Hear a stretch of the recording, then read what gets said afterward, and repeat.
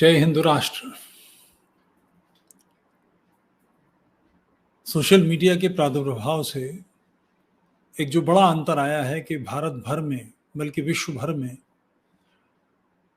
अमानवीय, अभद्र, अशिष्ट, असभ्य विचारधारा के खिलाफ एक धारा सी बह रही है। आधार उसका यही है तो कि जो सभ्यता के पक्ष में है, मनुष्यता के पक्ष में है वो ठीक, और जो मनुष्यता के विरोध में है वो गलत। आज का जो हमारा विषय है हिंदुओं और मुसलमानों में मूलभूत अंतर, वो वस्तुतः इसी की बात करता है। हिंदुओं को, हिंदू यानी क्या, तो धर्म का आधार है। मुसलमान यानी क्या, जो इस्लाम को मानने वाले लोग हैं, उनके बारे में बातचीत। पहले मैं इस्लाम पर बात करता हूं। कई नाम आपने सुने होंगे अजीब व गरीब से। एक शमीम चतुर्वेदी हुआ करते थे, पता नहीं जिंदा मर गए क्या हुआ। फिर कुछ और, एक और कोई चतुर्वेदी थे, वो भी इस्लामी व्यक्ति थे, और उन्होंने वेद के कुछ मंत्र, 2-3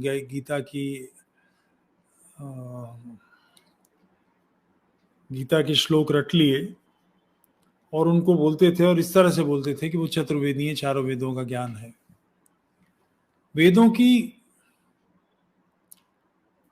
17,000 से अधिक शाखाएं हैं। एक शाखा, अब तो बहुत थोड़ी सी रही हैं, इस्लाम के आक्रमण के समय में बहुत कुछ हमारा नष्ट हुआ, उनमें से वेदों की शाखाएं भी नष्ट हो गई हैं। माध्यंदिनी, इस शाखा के अध्ययन करने के लिए ही न्यूनतम 14 वर्ष चाहिए। इसके शिक्षण की व्यवस्था, इसके लिए पूरा जीवन लगता है। 14 वर्ष ही नहीं, व्याकरण पढ़ना है, इत्यादि कई काम है इसमें। तो चतुर्वेदी जैसे मेरे नाम के साथ लगाए तो मेरे पूर्वजों ने मुझे दिया ही है, और मैं जहाँ तक मेरी दृष्टि जा सकती है, जितना मुझे अपने पूर्वजों का इतिहास पता है, उनमें वेद पाठी ब्राह्मण कोई नहीं था। तो पूर्वजों में कहीं इसे कभी लगा होगा, तो ऐसे इस्लामी में लगा लेते हैं। इसी तरह का एक नाम शंकर आचार्य, एक लफंगा है, और वो इस्लामियों के तलवे चाटता है, और मुसलमान उनके वीडियो ऐसे शेयर करते हैं जैसे शंकराचार्य हो वो है। विषय की बिना समझ के, विस्तृत जानकारी किए बगैर 4-6 कुरान की आयतें रट ली, हुल करके कुछ बोले, और उसके बाद अधिकारी विद्वान बन के सब में एकता साध सिद्ध करने लगे। ये दोनों मत मूलतः एक दूसरे के विरोधी हैं। कैसे, इस पर थोड़ी सी बात करता हूं। मनुष्य का जो मूल स्वभाव है, जो उसकी 2 कमजोरियां हैं, वो वासना और हिंसा है। ये दोनों इंटर रिलेटेड हैं, आंतरिक रूप से जुड़ी हुई हैं। वासना का असीमित फैलाव मनुष्य को भाता है। नहीं भाए तो इसका कोई कारण नहीं है कि 80-80 वर्ष के लोग पोर्नोग्राफी में डूबे रहे हैं। शरीर साथ नहीं दे रहा, मगर मन सारा उधर ही लगा हुआ है। इंटरनेट का बिजनेस सर्वाधिक पोर्नोग्राफी से आता है। मानसिक विकृतियों को, पुरुष मैथुन या लेस्बियनिज्म, गेइज्म, पशुओं के साथ सेक्स इत्यादि दुनिया भर की ऐसी चीजें जिसका कोई कारण नहीं समझ में आता, मगर मनुष्य उनके प्रति इतना आसक्त है कि इसकी हजारों साइटें नेट पर बड़ी पड़ी हैं। और ये कोई आज से ही नहीं है। जो पिरामिड हैं इजिप्ट के, उन पिरामिड्स में अंदर फेराओ के विभिन्न स्त्रियों के साथ यौन के दीवारों पर चित्र बने हुए हैं।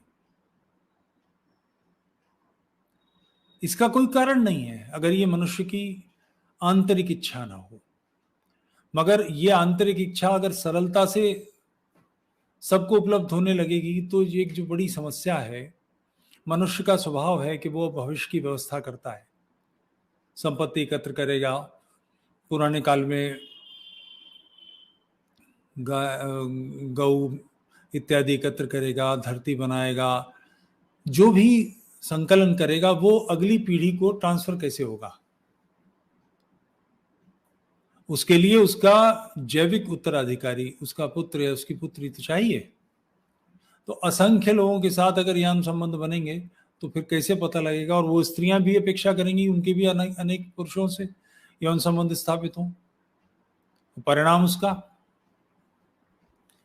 विवाह की व्यवस्था ही इसीलिए की गई कि मनुष्य को सीमा में बांधा जाए। 8 प्रकार के विवाह धर्म के अनुसार हैं। इस्लामियों ने 4 विवाह छोड़े हैं, पैगंबर ने 12 या 13, कुछ हदीसों के हिसाब से 62-63 शादियां की थी। वासना और वर्चस्व, वासना और प्रभुत्व, ये मनुष्य का मूल स्वभाव है, आंतरिक उसकी कमजोरी है। इस्लाम इसको कैटर करता है।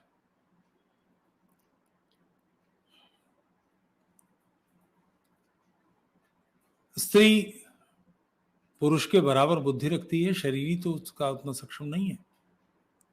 कई बार क्या, सामान्य रूप से आप देखिए परिवारों में पुरुष जल्दी मरते हैं, स्त्रियां देर में मृत्यु को प्राप्त होती है।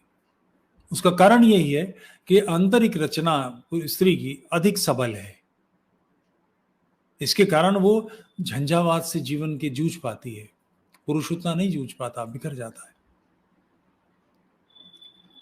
वो तर्क देगी, आप 10 स्त्रियों के साथ संबंध बनाना चाहेंगे तो वो भी 10 लोगों के साथ बनाना चाहेगी, तो फिर आपको हिंसा करनी पड़ेगी।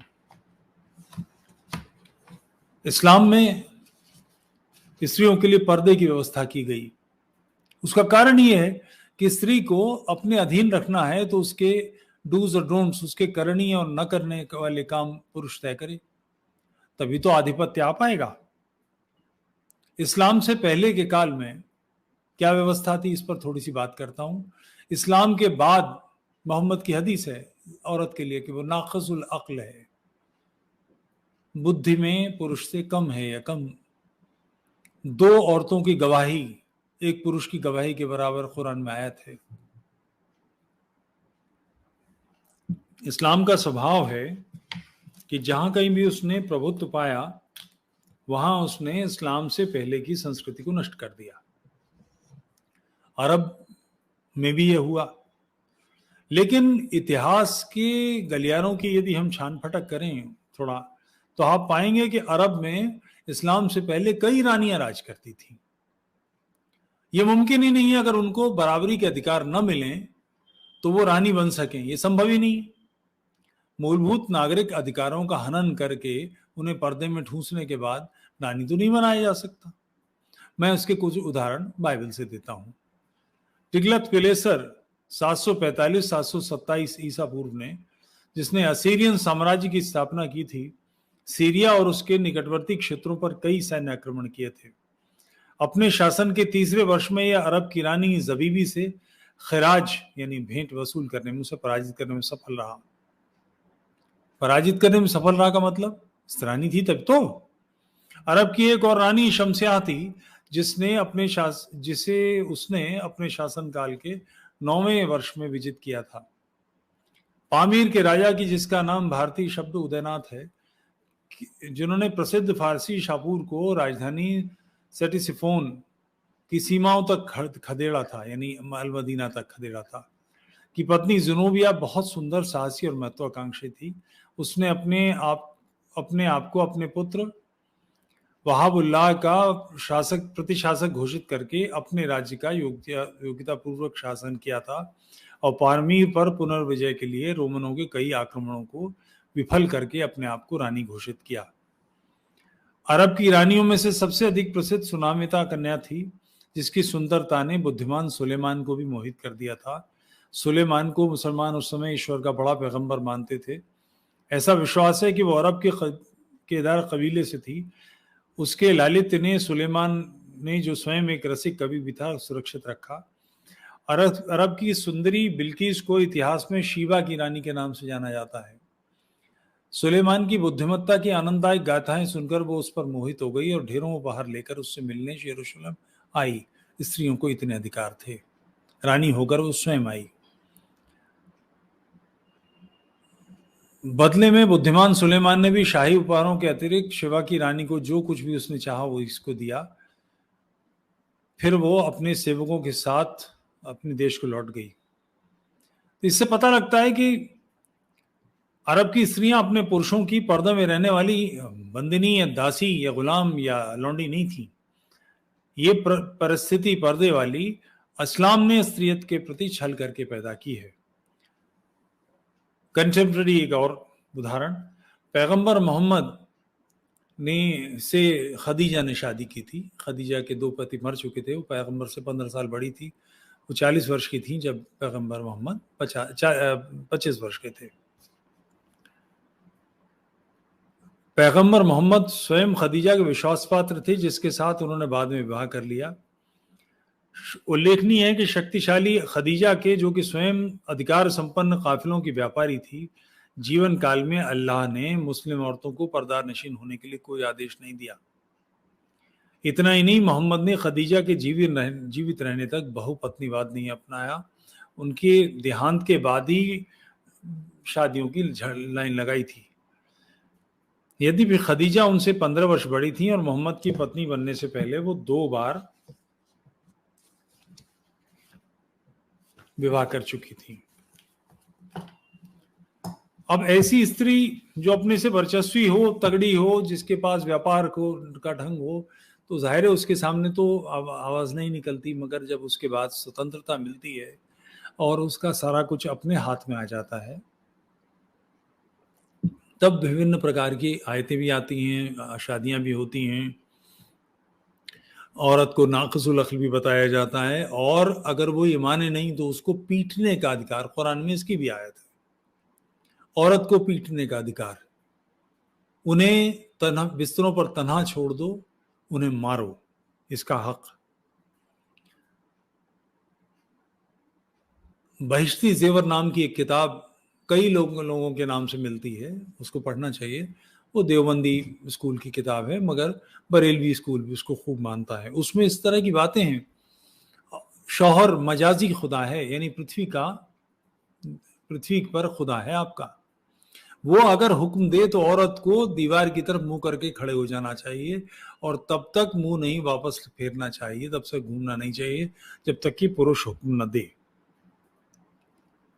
दूसरा, इसके लिए आपको शक्ति की आवश्यकता है, और फिर आपको झगड़ने के लिए, ताकत के लिए युद्ध की मानसिकता चाहिए। युद्ध में यदि बड़े पुरस्कार की आशा ना हो तो कोई अपने आप को, जीवन को संकट में नहीं डालता। इसकी व्यवस्था करनी पड़ती है। मैं पैगंबर जिसमें शरीक हैं एक युद्ध का वर्णन करता हूं, जिससे आपको समझ में आए कि इस्लाम के मूल स्वभाव को वासना और हिंसा के अतिरिक्त नहीं समझाया सकता। ये 2 मूल स्रोत हैं। कोई व्यक्ति अपने आप को युद्ध में क्यों झोंके? हुनैन की जंग जो 1 फरवरी 630 को हुई थी, में लूट का निम्नलिखित सामान मिला: 24,000 ऊंट, 40,000 भेड़ और बकरियां, 4,000 औंस चांदी और 6,000 कैदी। इन सबको निकट की घाटी अल जराना में ले जाया गया और ठहराया गया, जहां पर अतैफ से सेना की वापसी की प्रतीक्षा थी। अतैफ के नागरिकों ने वीरता से सामना किया, मगर मोहम्मद की सेना ने उनके प्रसिद्ध अंगूर के बगीचों को, जो उनकी अर्थव्यवस्था की रीढ़ थी, ध्वस्त करना शुरू कर दिया, तो उन्होंने समर्पण कर दिया। समर्पण की प्रक्रिया में काफी समय लगा, और वो समय अल्लाह के सिपाहियों को लूट का सामान बांटने की प्रतीक्षा करने के लिए बहुत अधिक लंबा लगा। कैदियों को उनके संबंधियों को सौंपना स्वीकार करके जैसे ही मोहम्मद अपने ऊंट पर सवार होकर अपने तंबू की तरफ बढ़ा, तो उनके अनुयायियों ने और अधिक प्रतीक्षा करना मुश्किल समझा, और वो लूट के माल का तुरंत बंटवारा चाहते थे। उनका रास्ता रोकर वे चिल्लाने लगे, लूट का सामान, ऊंटों और भेड़ों आदि का बंटवारा करो। भीड़ ने हल्ला बोलकर उनके साथ इतनी बुरी तरह धक्का मुक्की की कि मोहम्मद एक पेड़ के नीचे शरण लेनी पड़ी, और उनका चोगा फटके उनके कंधों से गिर गया।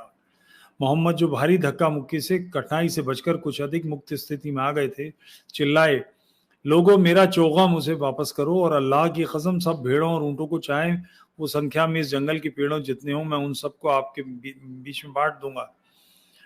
तुमने अब तक मेरे से कोई भी कोताही झूठ नहीं पाया है। इसके बाद अपने ऊंट के कोहान से एक बाल तोड़ा और उसको ऊंचा करके कहा, लूट के माल में से मैं अपने 5वें हिस्से के अतिरिक्त अपने पास कुछ नहीं रखूंगा, और उसे भी मैं आम लोगों में बांट दूंगा। इस प्रकार वो सब शांत हुए और मोहम्मद ने अपना रास्ता लिया। इस बात से बिल्कुल स्पष्ट है कि मोहम्मद के अनुयायी दीन फैलाने के लिए नहीं, अच्छाई स्थापित करने के लिए नहीं, बल्कि लूट का माल हड़पने के लिए उनके साथ उन आक्रमणों में शामिल हुए, और उन्होंने मोहम्मद के साथ जो दुर्व्यवहार किया उनसे उसके लालच का पता लगता है। 4 खलीफा शुरुआती गुजरे हैं। पहले अबू बकर सिद्दीक आयशा के पिता थे, मोहम्मद के ससुर थे। अली और उस्मान ये मोहम्मद के दामाद थे, और उमर भी उनके ससुर थे। हफ्सा उनकी बेटी उमर की मोहम्मद की बीवी थी। अतैफ के युद्ध में 3 लड़कियां भी हाथ लगी। मोहम्मद ने एक अली को, दूसरी उस्मान को और तीसरी उमर को दे दी। अली और उस्मान, ध्यान रहे कि मोहम्मद के दामाद थे और उमर ससुर थे। ये सामान्य व्यवहार है। गुलाम लड़कियों के साथ यौन संबंध बनाना धर्म में कहीं नहीं है। कई धूर्त लोग अप्सराओं को इस तरह से बताते हैं जैसे वो स्वर्ग की भोगदासियां हों। ऐसा नहीं है। अप्सराओं के जैसे भोगदासी लौंडी के बारे में या हूरों के बारे में, लौंडी के बारे में तो मैं अभी पैगंबर के पास ही 2 गुलाम लड़कियां थीं, उनमें से एक मेरी, उनके पुत्र इब्राहिम की मां थी जो बचपन में मर गया। ध्यान रहे, रोमन साम्राज्य में ये व्यवस्था थी कि यदि अपनी दासी के साथ यौन संबंध स्थापित किए जाएंगे तो फांसी की सजा होगी, क्रूसीफाई कर दिया जाएगा। भारत में दासता का कभी कोई उल्लेख नहीं है। दास का मतलब गुलाम नहीं होता। दास एक भाव है, जो नवधा भक्ति है उसकी एक दास भाव भक्ति है कि अपने आप को बिल्कुल अनुचर अनुगत मानकर आप आराध्य की सेवा करना। गुलाम नहीं होता, उसे बेचा नहीं जा सकता, उसकी औलादों को बेचा नहीं जा सकता, इस तरह की कोई बात नहीं होती। मगर कुछ लोग ऐसे हैं जो दास को ये कहेंगे कि विदुर थे, दासी पुत्र थे, तो इसका मतलब गुलाम की लौंडी की औलाद नहीं थे। ये गलत है। जिन लोगों ने अपने दामाद को, अपने ससुर को लौंडियां बांटी हों, गुलाम स्त्रियों को अपने दामाद और ससुर को देना एक असाधारण काम है। सबके अपने अपने व्यक्तिगत चीजें होती हैं, लतीफे, चुटकुले, शरारतें सबकी होती हैं, मगर वो अपने मित्रों के बीच में होती हैं। अपने दामाद के साथ या अपने ससुर के साथ या अपने भाई के साथ आप ये सब नहीं करते। एक असाधारण कामुक मानसिकता चाहिए। इस जो नैतिकता की इस समझ से बिल्कुल बाहर है। धर्म के लोग इसीलिए दीन को नहीं समझ पाते। युद्ध को अल्लाह की नेमत बताया गया, योद्धा को मुजाहिद कहा गया, जिहाद का हिस्सा कहा गया, और जिहाद में जो भी लूटा जाएगा, जीता जाएगा, उन सबको बांटने का 5वां हिस्सा मोहम्मद का, बाकी सब या फिर अल्लाह का, और बाकी सारा उम्मत का जो शरीक हुए हैं। जो मारे गए हैं उन लोगों के लिए उनका खून जमीन पे गिरने से पहले जन्नत में 72 हूरें हैं, 70 गिलमा, और हदीसों में तो 5-5 हजार हूरें हैं। दासी के साथ में, अप्सरा के साथ में ये नहीं है। जैसे हूर के साथ ये है कि वो सेक्स करने के बाद एक अजीब सी खूबी है उसमें कि वो दोबारा वर्जिन हो जाएगी। समझ नहीं पाता इसका क्या मतलब है, ये कैसे संभव है। मगर 72 हूरें उनके साथ, और जो व्यक्ति जन्नत में पहुंचेगा वो असंख्य काल तक, समय तक सेक्स कर सकेगा। जीवन की 2 मूलभूत कमजोरियों को इस्लाम ने लीगलाइज किया है। सेक्स को, अवैध सेक्स को, अनुचित सेक्स को, अनैतिक सेक्स को, इन सब को लीगलाइज कर दिया है, जन्नत की शक्ल में, लौंडी की शक्ल में, वगैरह वगैरह। किसी को ये इसमें एतराज हो या ये बात समझ में आने से ना आ रही हो लौंडी का, तो पाकिस्तान के चैनल्स को सुनिए, वहां ये बात आम डिस्कशन है। जंग हो रही है, जंग में लौंडी पकड़ी गई, युद्धबंदियों के अधिकार होते हैं, जिनेवा समझौता है, किसी भी युद्धबंदी के साथ कुछ भी नहीं किया जा सकता, मगर इस्लाम ऐसा ही करता है। औरतों को जब पर्दे में डाल दिया जाता है तो उनकी मानसिकता अपने आप को किसी तरह से जीवन चलाने की होती है, वो लगभग नौकरानी जैसी स्थिति में आ जाती है। और इस बात को अगर समझना कठिन लगता हो, या आप पाकिस्तान की हीरोइन को या भारत के लोगों को, मुसलमान लड़कियों को देखें तो आपको इसमें भिन्नता लगे, तो इसके लिए कृपया जो इस्लाम के अधिकृत विद्वान हैं, असरार अहमद जैसे लोग, उनको सुनिए। अभी उनका एक स्पीच में 2-3 दिन पहले सुन रहा था, तो वो बता रहे थे कि मैं हिंदुस्तान और पाकिस्तान क्यों बना, इस पर बात कर रहे हैं। कहते हैं कि मैं हिंदुस्तान गया, हैदराबाद में मेरी तकरीब थी, 10,000 लोग मौजूद थे, 5,000 औरतें, पर्दे का एक सैलाब आ गया था, सारी औरतें पर्दे में थी। पाकिस्तान में पर्दा इस तरह से नहीं होता, वहां जो भी डेवलप हो जाता है, थोड़ा फाइनेंशियली साउंड हो जाता है, वो पर्दा छोड़ देता है। इस्लामी सोच यही है। पर्दे के बाद अब्बा मैं वहां चली जाऊं, आप कहें तो मैं बाजार से ये ले आऊं, इसके लिए आपकी मोहताज हो जाती है, आपके पास अधिकार हो जाता है उसको उसके डूज और डोंट्स तय करने का, उसके लिए क्या उसे करना है ये आप तय कर पाएंगे। ये दोनों चीजें ऐसी ही हैं, वासना, हिंसा, दो ऐसे स्तंभ हैं जिनको इस्लाम ने अपने उदय के समय से ही लीगलाइज कर दिया। इन दोनों चीजों ने यद्यपि सभ्यता का विध्वंस किया, मगर इस्लाम ने इसी की व्यवस्था की। अब इस पर बात करता हूं कि हिंदू क्या है। हिंदू 5 हैं, जैन, बौद्ध, सनातनी, आर्य समाजी, सिख। इन पांचों में विभिन्न प्रकार के मतभेद हैं। इन पांचों के अंदर भी 25 छोटे बड़े वर्ग हैं, और कुल मिलाकर हम धर्म से बाधित होते हैं। धर्म क्या है, उसका इससे कुछ भी लेना देना नहीं है कि आप अल्लाह को मानते हैं, ईश्वर को मानते हैं नहीं मानते, आत्मा को मानते हैं कि नहीं मानते, मूर्ति पूजा करते हैं कि नहीं करते, वेद को प्रमाण मानते हैं कि नहीं मानते, इन बातों से कुछ लेना देना नहीं। जीवन के मूलभूत गुण जिनसे जीवन संभव होता है वो धर्म में आते हैं। मनुस्मृति का 92वां श्लोक है, 6 खंड का, भाग का, धृति क्षमा दमोस्तेयम शौचमिंद्रिय निग्रह धीर विद्या सत्यम क्रोधो दशकम धर्म लक्षणम। यानी धृत यानी धैर्य, क्षमा अपना प्रति दुष्टता करने वाले को का भी उपकार करना, दम यानी संयम से धर्म में लगे रहना, अस्तेय यानी चोरी न करना, शौच यानी बाहर और भीतर की पवित्रता, इंद्रिय निग्रह यानी इंद्रियों को अंतर्मुखी करके समेट के धर्माचरण में लगना, धी यानी सत्कर्मों से बुद्धि को बढ़ाना, विद्या या ज्ञान लेना, सत्यम हमेशा सत्य का आचरण करना, और अक्रोध यानी क्रोध को छोड़कर शांत रहना। ये 10 लक्षण हैं। ये एक अकेले इन्हीं की नहीं है, याज्ञवल्क्य भी है, गीता में भी है, विदुर नीति में भी है, इत्यादि कई ग्रंथों में है। इन सारी चीजों से मनुष्यता बनती है। आप चोरी करेंगे तो जाहिर है कोई बड़ा चोर भी मिल जाएगा, तो जीवन कैसे चलेगा, सब एक दूसरे का माल हड़पते रहेंगे। झूठ बोलेंगे तो फिर विश्वास के आधार पर तो जीवन चलता है, वो कैसे होगा। ऐसे सारे काम अगर हम बदले ही लेते रहेंगे, क्षमा नहीं करेंगे, तो कैसे काम बनेगा।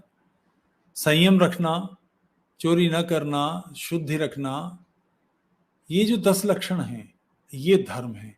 अब आप इनसे इंद्रिय निग्रह यानी इंद्रियों को समेट कर अंतर्मुखी करके धर्म के कार्य में लगना, उसकी जगह लौंडियों को लूटना और ऐसा व्यवहार कि अपने 2 दामाद और 2 ससुर को लौंडियां दी, खुद तो नहीं ली, औरों के साथ भी ये किया। इसकी 2 की तुलना किसी प्रकार से कोई तुक की बात ही नहीं है, क्योंकि मनुष्य की जो आंतरिक विकृतियां हैं उनको लीगलाइज करके इसे आगे बढ़ाया गया है। इसी कारण मुसलमान हिंसक होते हैं, इसी कारण छुरेबाजी करते हैं।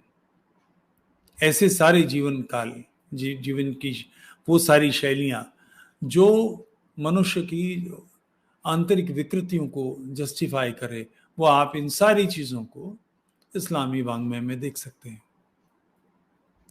इसका अर्थ ये नहीं है कि हिंदू ऐसा नहीं करते, स्त्रियों को नहीं पीटते या झूठ नहीं बोलते या चोरी नहीं करते या गंदे नहीं रहते या वगैरह वगैरह वगैरह, मगर ये उनकी व्यक्तिगत चीज है।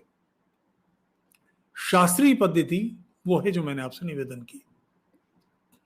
इसका अर्थ ये भी नहीं है कि इस्लामी सच नहीं बोलते, ईमान साफ नहीं रहते, अच्छे जीवन नहीं जीते, मगर वो इस्लाम के बावजूद है, वो उस अर्थों में इस्लाम का पालन नहीं करते।